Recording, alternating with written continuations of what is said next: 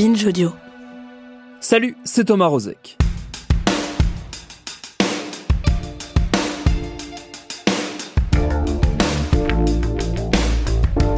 À peine en place, la nouvelle ministre de la Santé, Brigitte Bourguignon, a vu arriver sur son tout nouveau bureau une note qui promet quelques remous. Un avis de la Haute Autorité de Santé qui préconise un rappel de vaccin contre le Covid à l'automne pour les plus fragiles. Car oui, la pandémie est encore là, les armes pour s'en prémunir aussi, mais, et c'est un peu plus embêtant, les dégâts laissés par 2 années de friction autour des traitements, des masques, des vaccins, des passes, etc., eux aussi sont encore là. Pendant ces 2 années, les théories du complot, jadis réservées aux franges les plus reculées de l'opinion, ont pris une ampleur de plus en plus étonnante. Elles se sont frayées un chemin jusqu'à nous, contaminant ici un ex-médecin, là un influenceur sorti des plateaux télé, mais aussi plus près de nous, des connaissances, des amis, des proches, cet oncle sympa qui désormais vous fait suivre sur WhatsApp des liens de plus en plus perturbants sur la 5G, ou cette belle-sœur adorée qui a plongé tête baissée dans la naturopathie tendance extracteur de jus et reset mondial. Comment va-t-on collectivement sortir de cette impasse ? C'est une des nombreuses questions qu'on va se poser dans cet épisode. Bienvenue dans Programme B.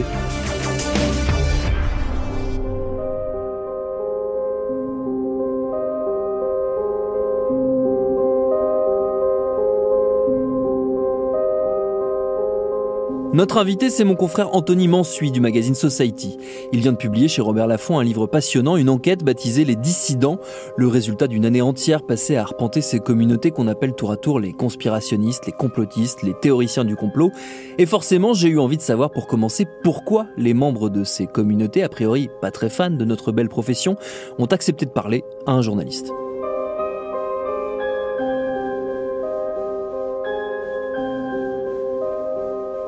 Déjà dans le livre, je fais la distinction entre les producteurs et les consommateurs. Et donc les producteurs ont souvent soit des modèles économiques, soit un peu de linge sale à cacher, soit ils font ça de mauvaise foi, donc ils n'ont pas forcément envie de parler toujours, même si certains même sont assez nombreux à avoir accepté de me parler. Mais les consommateurs, du coup, ont déjà cette barrière-là qui n'est pas présente. Et en plus, parfois, je me suis retrouvé avec des gens qui étaient assez ravis de me parler.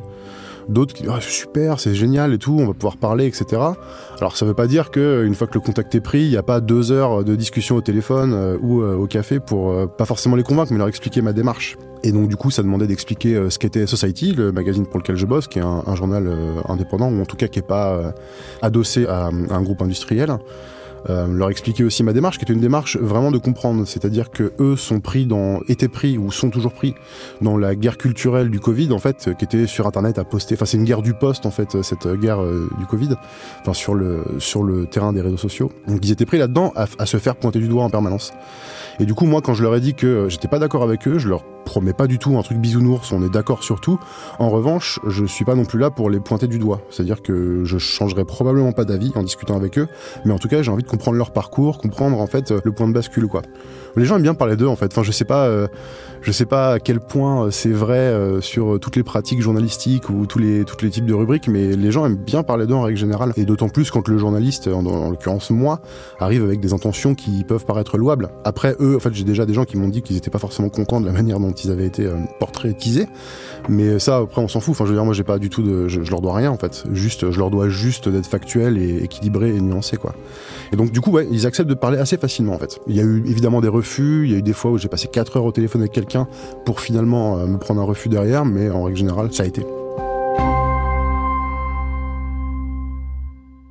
Je suis parti dès le départ dans l'idée que la société a des problèmes, en fait. C'est-à-dire qu'on n'est pas dans une société parfaite où des gens décident par pur nihilisme de dire que tout est faux et qu'en fait tout va mal.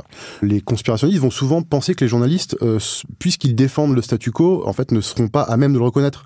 Et moi je suis parfaitement à l'aise à l'idée d'aller voir quelqu'un et de lui dire oui, il y a énormément de scandales sanitaires, pharmaceutiques depuis 20, 25 ans, 30 ans. Mais ça veut pas dire que le vaccin est rempli de saloperies avec des lames de rasoir ou des micro-puces qui vont nous cibler à distance. C'est pas comme ça qu'en fait on établit les faits et la réalité. Donc moi quand j'arrive face à ces gens qui voient des complots partout, en fait je les prends pas de haut parce que généralement ça ils le savent en fait. Et c'est une défiance qui peut paraître légitime à cet égard-là. Et en plus de ça, j'ai pas du tout l'outrecuidance de penser que moi je sais tout.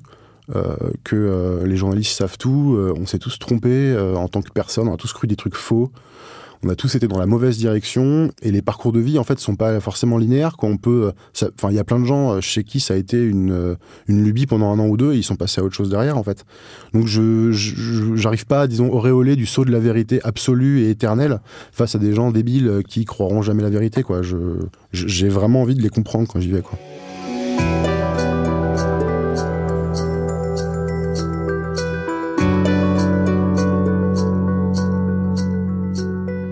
Je sais plus qui dit ça, mais la solitude, c'était pas forcément Enfin, la solitude, ça a plusieurs définitions. C'est pas simplement être seul chez soi.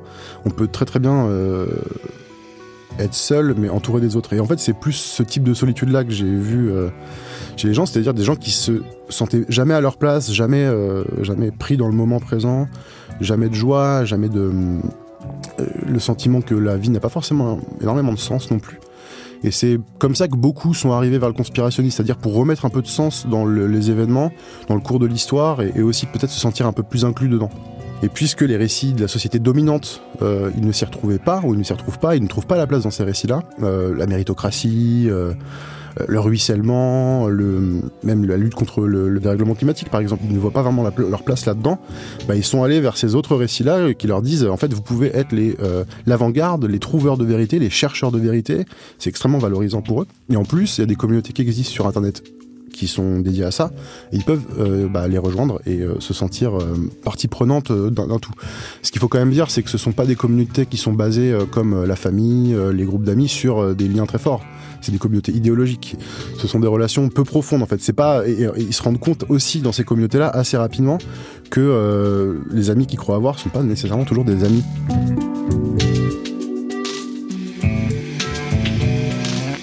Le truc qui s'est passé avec le temps, c'est que, en fait, moi, je commence à pouvoir aller sur le terrain en juillet 2021, puisque c'est à ce moment-là que le pays rouvre et qu'il y a le pass sanitaire qui est instauré. Et donc, ça veut dire que les gens, ils venaient de passer un peu plus d'1 an, depuis mars 2020, à avoir fait cette grande pause qu'on a tous dû faire, enfin presque tous dû faire. Donc, ils ont construit ces relations-là dans le virtuel avec des gens, mais aussi avec des récits et des discours pendant à peu près 1 an. Et donc, quand le pays rouvre, en fait, moi, en fait, je vais directement à la première manifestation au Palais Royal, à Paris, et je vois, en fait, tout ce que j'ai vu sur le net émerger dans le réel. Et moi, ça me frappe, mais monumentalement. Le bouquin, ça devait pas être ce qu'il est au final aujourd'hui. Ça devait être un bouquin plus de distance, justement, moins rapproché. Et quand je suis allé sur le terrain à ce moment-là, je me suis dit, waouh, c'est incroyable, en fait, ça a vraiment travaillé les identités des gens. Ça les a changés. Et vraiment, les gens postaient, ils étaient là avec des posters, des affiches dans la rue, comme s'ils postaient des trucs sur Internet. Il y avait même des sites de fake news qui venaient distribuer des journaux papier dans la rue. C'était assez frappant. Donc du coup, à ce moment-là, j'ai tout bazardé ce que j'avais fait et j'ai tout recommencé quasiment, le livre.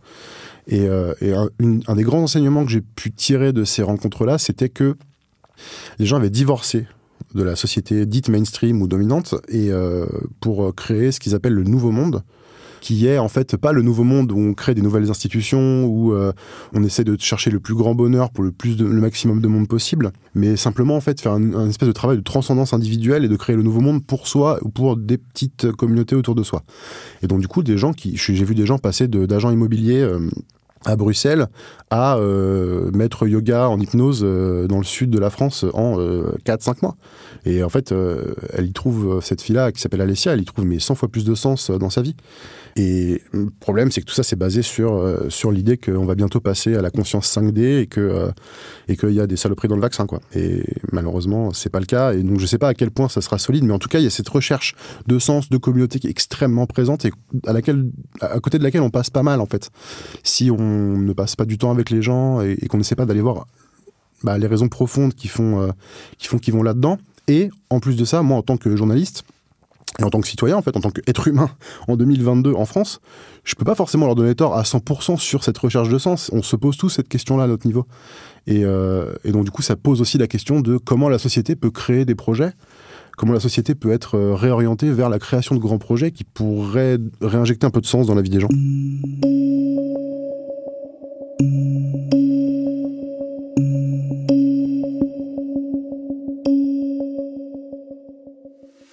Pas mal de femmes que j'ai eues m'ont parlé de l'endométriose. Alors ça peut paraître un peu bizarre ou éloigné, mais en fait, c'est assez simple si on voit comment ça marche. C'est que l'endométriose, c'est une maladie qui est assez mal reconnue par le corps médical, qui est parfois un petit peu aussi prise en dérision par les médecins qui disent c'est encore un truc de gonzesse, machin, etc. Et du coup, les femmes, et qui c'est une réelle souffrance, commence à chercher sur internet ce que c'est, comment se traiter, etc. Et quand on met le doigt là-dedans, on peut assez rapidement tomber sur des fausses thérapies, sur des faux thérapeutes, sur des trucs de méditation, etc. qui peuvent marcher. Il n'y a pas que du mauvais là-dedans, mais qui peuvent en fait ramener dans des communautés. Et ces communautés-là sont des communautés qui sont un peu basées sur le naturel, sur le refus de l'industrie pharmaceutique, etc.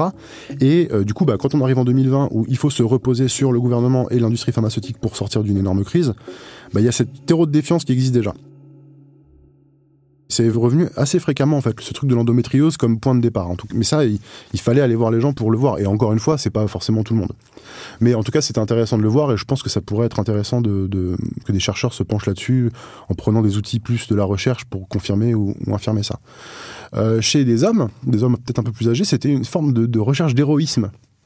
Le besoin de se sentir, un peu ce qu'on disait tout à l'heure, de remettre un peu d'héroïsme dans l'existence, de se sentir partie prenante d'une quête, d'une envie de changer le monde.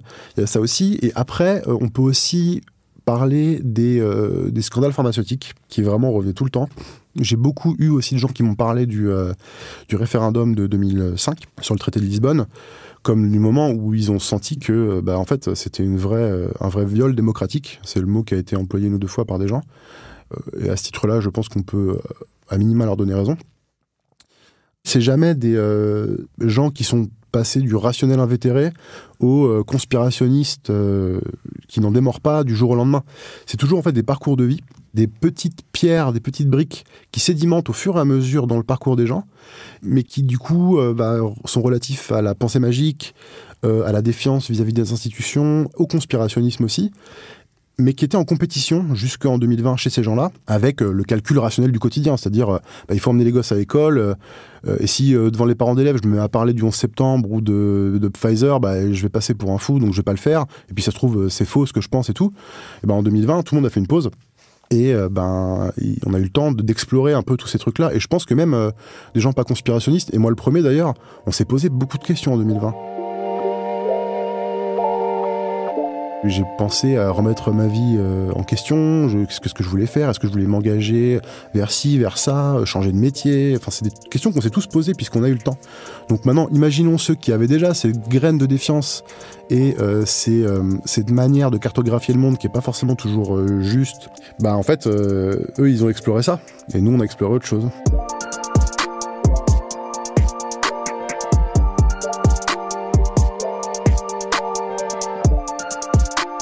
Beaucoup de travail journalistique sur les théories du complot se perd un petit peu en indignation et en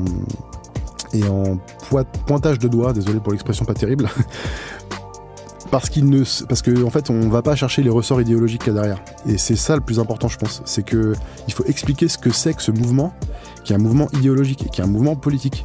Et c'est un mouvement politique qui se base sur plein d'affects politiques qui peuvent aller de la droite à la gauche, de l'extrême droite à l'extrême gauche, mais ce mouvement reste structuré par des personnalités liées à la droite radicale.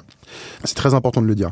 Il y a des gens qui étaient à Civitas, des gens qui expliquent que leur foi, c'est ce qui les guide dans leur vie et dans leur combat politique ou dans leur activisme. Donc c'est un peu l'un des problèmes aussi, c'est que ça prend des affects politiques qui vont plutôt être, on pourrait décrire comme de gauche, c'est-à-dire l'indignation face au scandale pharmaceutique, face au système financier, face au problème démocratique du référendum de 2005 et tout, etc. Puisqu'il n'y a pas de réponse du système, disons, de plus de démocratie en réponse à ces scandales-là, ils sont facilement canalisables par des gens qui vont leur expliquer que c'est pas en fait un truc qu'on peut régler démocratiquement, qu'en fait c'est quelque chose qui vient de beaucoup plus haut et que c'est un grand complot et qu'en fait c'est ça qu'il faut aller regarder, et pas les vrais rouages démocratiques de nos vies, qui sont plus chiantes à analyser, mais ces analyses-là nous permettent de comprendre comment fonctionne le monde. Et donc du coup, il faut se poser les questions de l'idéologie qu'il y a derrière.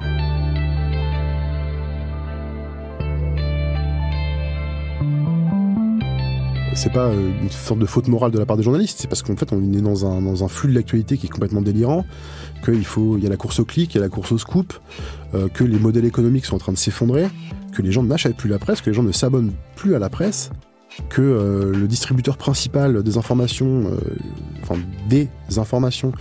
que sont Facebook et Twitter, sont nos concurrents pour les revenus publicitaires, ce qui est complètement délirant. Enfin, ça ne devrait pas exister.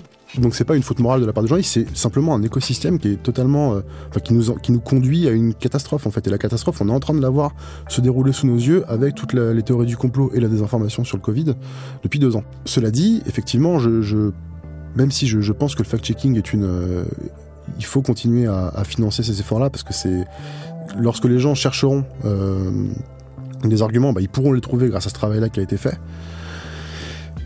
Mais il y a, je pense, des ponts à reconstruire entre les médias, les journalistes et les audiences. Et ça, c'est un énorme chantier. Peut-être qu'il y a une question à se poser sur le financement des médias. Donc déjà, les modèles économiques que je citais, mais aussi sur la concentration des médias, leur adossement à des groupes industriels ou des groupes d'intérêts divers, les circuits aussi qui font qu'on va publier une information, donc les préfectures ou même certains think tanks aussi. Il y a aussi des questions à se poser sur le rapport au lecteur, c'est-à-dire que les meilleures informations sont souvent cachées derrière des paywalls. Donc moi je suis abonné au Monde par exemple, donc j'ai accès à des trésors d'informations, et un super travail que font les journalistes du Monde, mais j'ai accès parce que je paye 17 € par mois. Et malheureusement, en fait la concurrence c'est BFM, ou voire bien pire en fait que BFM. Et donc les gens ont vraiment l'impression de ce divorce-là, parce que faut quand même voir que paywall ça veut dire mur d'argent en gros quoi. Donc il y a un mur d'argent entre le monde, les bonnes informations du monde et les gens. Et je sais pourquoi le Monde a fait ça, c'est qu'en fait, à cause de Facebook et des revues publicitaires qui s'effondraient, il fallait trouver un moyen de continuer à payer les journalistes, et c'était le seul moyen possible. Il y a une dernière chose, je pense, qui est fondamentale là-dedans, c'est ne pas limiter le fact-checking qu'aux théories du complot, même si il y a du fact-checking sur aussi ce que peuvent dire les politiques, même il y en a eu pas mal sur des fake news gouvernementales, notamment au moment de la Pitié-Salpêtrière, le 1er mai 2019, où Le Monde a très très vite travaillé là-dessus, Libération aussi, pour dire qu'en fait Castaner avait raconté n'importe quoi. On pourrait fact-checker des rapports de think tank, on pourrait tout fact-checker. On pourrait peut-être même essayer d'associer certaines personnes à ça, associer certaines personnes au travail journalistique, leur montrer comment ça se passe dans les rédactions, parce que eux ils croient qu'on nous tient en laisse, que les actionnaires nous tiennent en laisse pour nous faire des choses. On sait tous les deux que ça se passe pas comme ça. Montrer comment on travaille, en fait, recréer des liens entre les gens et les journalistes et les rédactions. Et il y a une dernière chose aussi, c'est sur le mot complotisme, faut pas oublier qu'il y a de vrais complots. Et que ça se limite pas à des trucs ultra spectaculaires comme le meurtre de Jules César ou le Watergate, ou par exemple en 1995, le Conseil constitutionnel a raboté les comptes de campagne de Jacques Chirac, qui étaient frauduleux, pour le sauver, en fait. Et c'est ce qu'a dit un des sages en 1995, c'est « il est sauvé ». Ce qui est absolument délirant en réalité. Et ça, je pense que c'est un complot démocratique.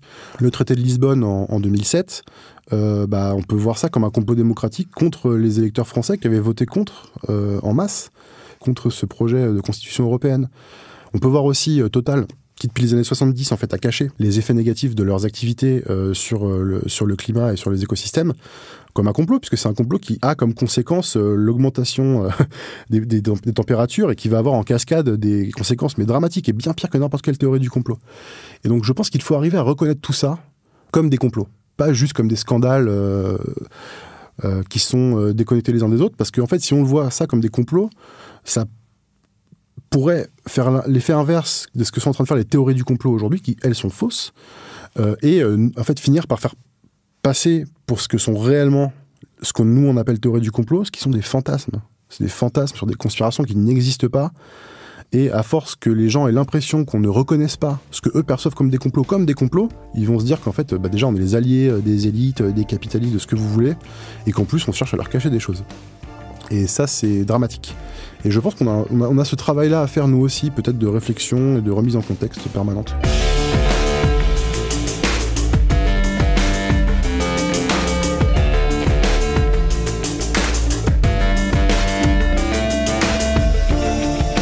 Et il y a 1000 autres choses à découvrir, notamment le profil étonnant d'un des plus gros et des plus discrets entrepreneurs de la désinformation en France, dans ce livre baptisé, je le redis, Les Dissidents, est paru chez Robert Laffont. Merci à Anthony Mansuy pour ses réponses. Programme B, c'est un podcast de Binge Audio, préparé par Lauren Bess, réalisé par Thomas Chalvidal. Tous nos épisodes, les anciens comme les nouveaux, sont à retrouver sur toutes vos applis de podcast. Cherchez-nous sur Internet si vous voulez nous parler, et à très vite pour un nouvel épisode.